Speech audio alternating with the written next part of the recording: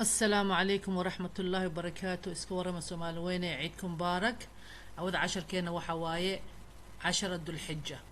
maxay tobanka bari oo u horeysa dul xija muhiim u yihiin maxaana dhacay maalmahaas tobanka ah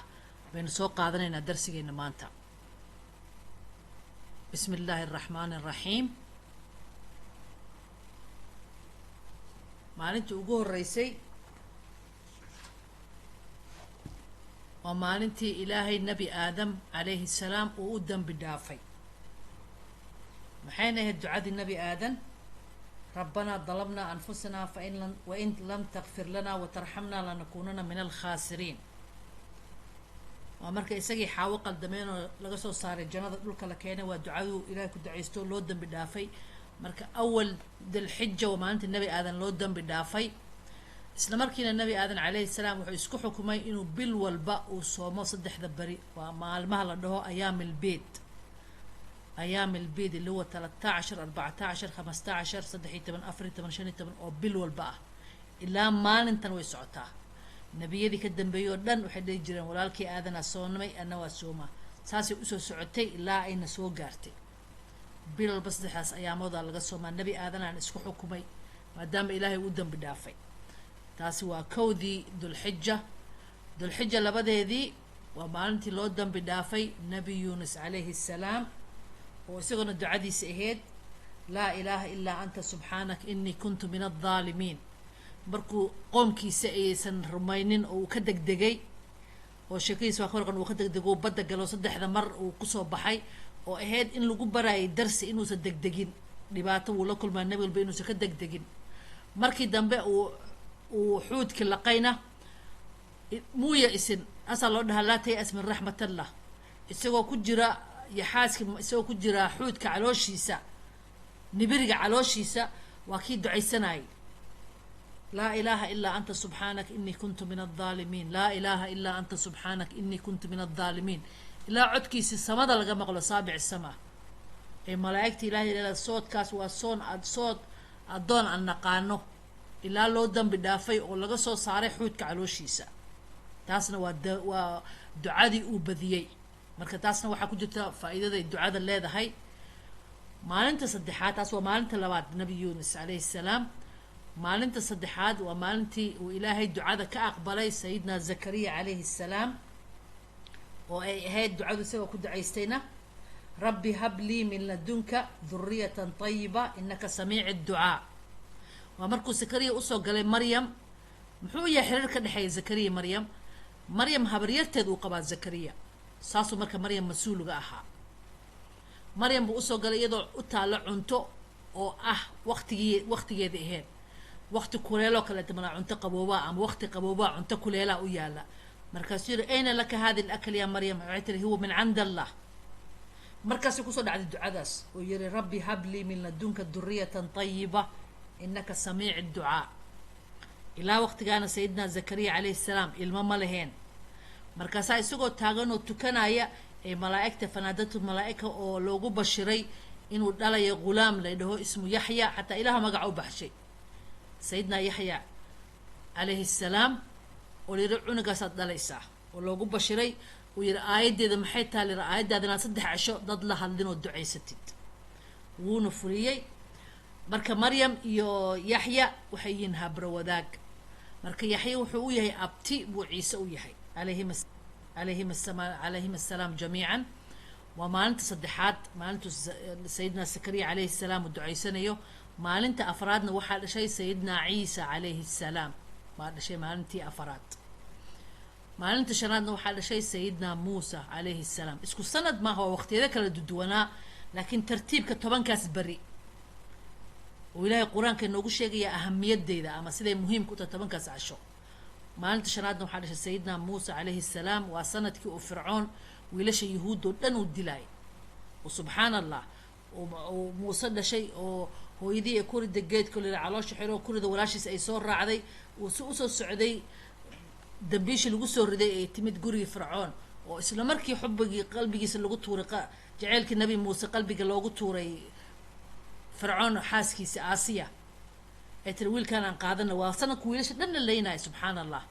walaashi soo daba gashay markuu dumarkii dhan oo naaska nuujina uu diiday ay tiri qof idin nuujisa ma idin wacaa ilaa hooyadiis loo keenay qisada kulligeen wada naqaanaa maalinta lixaad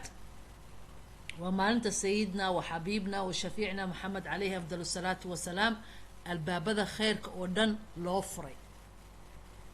waa 6 min dilxija waa maalinta lixaad abwaab alkhayr kullu waa maalinta loo furay maalinta lixaad maalinta toddobaadna maxay tahay waa maalinta albaabada naarta dhan la xiraayo ilaa ay dhammaato maalinta tobanaad oo ah awal yoom اللي هو عيد الأضحى من يوم السابع لين يوم العاشر نهاية ديسا أبواب النار كله وحرينهن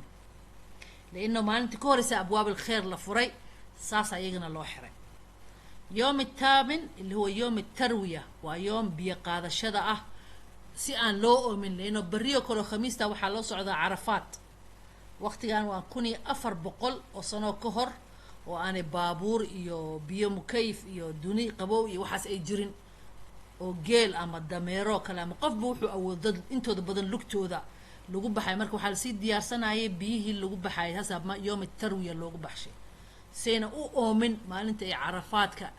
ay joogaan buurta saarihin jabal carafaat waa yoom taamin xajkuna maalinta soo bilowda xajka oo dhanba waa 5 casho 8 9 10 11 12 maalinta ugu muhiimsanna waa yoom al-arafa اللي هو يوم التاسع inta ka horeysa maalinta sagaalaad dadka xajka xataa idaacadaha dhageysto waxay leeyihiin diyuuf arrahmaan ilaa sideedaad maalinta sagaalaad marka carafo la koro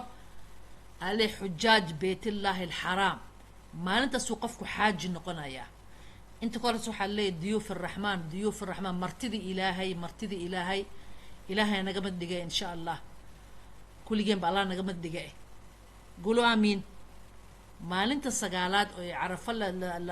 ay joogaan xujaajta maalintaas ay isu bedelayaan min dayf arrahmaan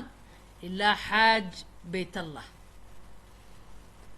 waa maalinta carafo ugu muhiimsan xajka maalinta tobnaad waa yoom النحر oo yoom الذبح timaha la gooyaa ragga dumarkana way gaabsadaan isla markiina waxaa bilaabanaya tawaaf al-ifaada fi nafs al-yawm waxaa bilaabanaya tawaaf al-ifaada عرفة مركي لقى صوت دقي وحل هذا منى إسلام مركي وجود بيان ضيوفته حي هذا يعني الحجاج بيت الله الحرام وحي هذا يعني منى ماشي سي مان دم توتي ما يسقى جابنا يا مجوينا يا قف بسيدو يهي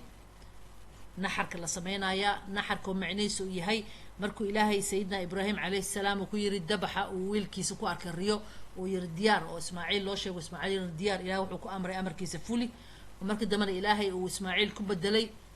شات oo ah ghanam oo wan ama orgi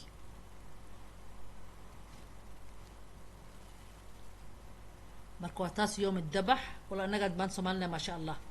malaayiin xolaan u dirna meeshaas maalinta xajka ah dawladaha lagu talgalay ugu jirna ugu horeeya waxaas oo dabax wadankeen laga geeyay Ilaahay noo ziyaadiyo inoo laba jibaari 10 jibaar khayrkaas insha Allah maalinta kooy tobnaad waxaa bilaabanaya tawaafkii oo ama iyo rami jamaraadkii dhagax tuurkii iyo tawaafkii oo maca salaameynta xajka ah 12 iyo